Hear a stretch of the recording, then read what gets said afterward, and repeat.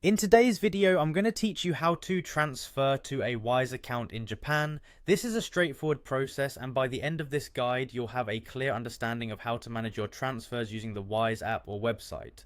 To start, the first thing you're going to want to do is sign into your Wise app or visit the website. Once you're logged in, make sure to switch over to your JPY balance. This is particularly important if you're planning to handle Japanese yen specifically, as it sets the context for the entire transfer process. Next, locate and tap on the Add Money option. Depending on whether you're using the app or website, the interface might look slightly different, but don't worry, the options are clearly labeled, so you should have no trouble finding it. After that, you'll want to enter the amount of Japanese yen you wish to transfer into your Wise account. Be precise with the amount here, as this will be the exact sum transferred. It's always a good idea to double check this amount before proceeding to avoid any errors. Following the entry of the amount, you need to select a payment method. For transfers in Japan, choose the bank transfer or Furikomi option.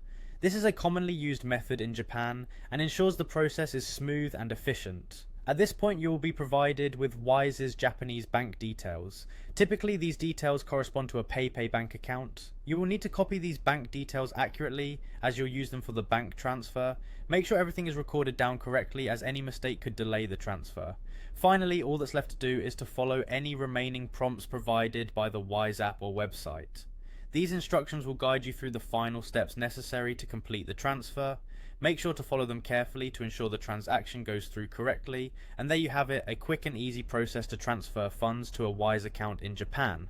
Remember, using the Wise platform not only simplifies the process of managing currency transfers, but it also often results in better exchange rates and lower fees compared to traditional bank transfers.